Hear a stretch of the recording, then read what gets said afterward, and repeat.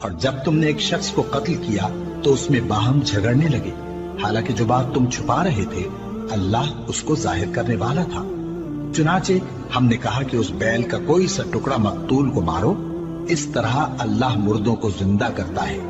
اور تم کو اپنی قدرت کی نشانیاں دکھاتا ہے تاکہ تم سمجھو۔ پھر اس کے بعد تمہارے دل سخت ہو گئے، گویا وہ پتھر ہیں یا ان سے بھی زیادہ سخت۔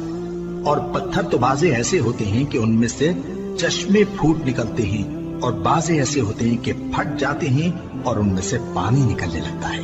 اور بعضے ایسے ہوتے ہیں کہ اللہ کے خوف سے گر پڑتے ہیں، اور اللہ تمہارے کرتوتوں سے بے خبر نہیں۔ مومنو، کیا تم امید رکھتے ہو کہ یہ لوگ تمہارے دین کے قائل ہو جائیں گے؟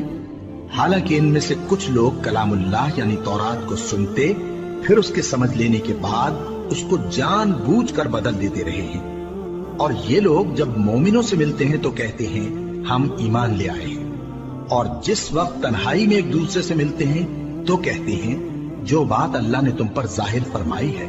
وہ تم ان کو اس لیے بتائے دیتے ہو کہ قیامت کے دن اسی کے حوالے سے تمہارے پروردگار کے سامنے تم کو الزام دیں۔ کیا تم سمجھتے نہیں؟ کیا یہ لوگ یہ نہیں جانتے کہ جو کچھ یہ چھپاتے اور جو کچھ ظاہر کرتے ہیں اللہ کو سب معلوم ہے؟ اور بعض ان میں ان پڑھ ہیں کہ اپنی آرزوؤں کے سوا اللہ کی کتاب سے واقف ہی نہیں،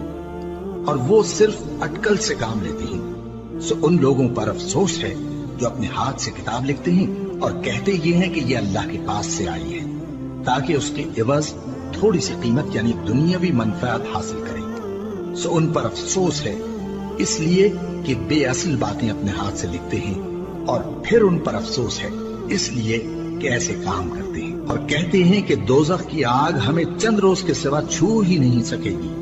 ان سے پوچھو کیا تم نے اللہ سے اقرار لے رکھا ہے کہ اللہ اپنے اقرار کے خلاف نہیں کرے گا؟ یا تم اللہ کے بارے میں ایسی باتیں کہتے ہو جن کا تمہیں مطلق علم نہیں؟ ہاں کیوں نہیں، جو برے کام کرے اور اس کے گناہ ہر طرف سے اس کو گھیر لیں تو ایسے لوگ دوزخ میں جانے والے ہیں، اور وہ ہمیشہ اس میں جلتے رہیں گے، اور جو ایمان لائیں اور نیک کام کریں وہ جنت کے مالک ہوں گے اور ہمیشہ اس میں عیش کرتے رہیں گے۔ اور جب ہم نے بنی اسرائیل سے عہد لیا کہ اللہ کے سوا کسی کی عبادت نہ کرنا، اور ماں باپ اور رشتہ داروں اور یتیموں اور محتاجوں کے ساتھ بھلائی کرتے رہنا، اور لوگوں سے اچھی باتیں کہنا، اور نماز پڑھتے اور زکوٰۃ دیتے رہنا، تو چند آدمیوں کے سوا تم سب اس عہد سے منہ پھیر کر پلٹ گئے۔ اور جب ہم نے تم سے عہد لیا کہ آپس میں کچھ تو خون نہ کرنا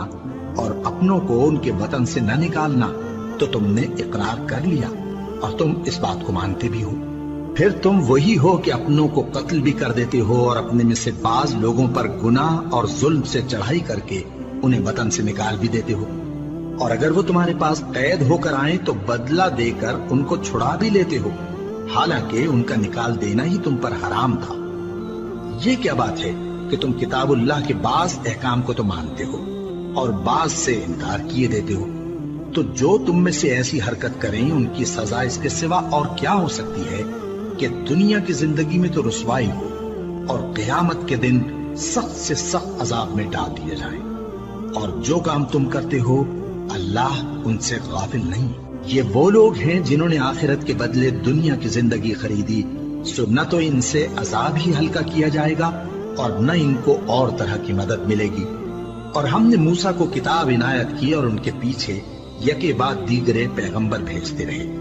اور عیسیٰ ابن مریم کو کھلے نشانات بخشے اور روح القدس یعنی جبرائیل سے ان کو مدد دی۔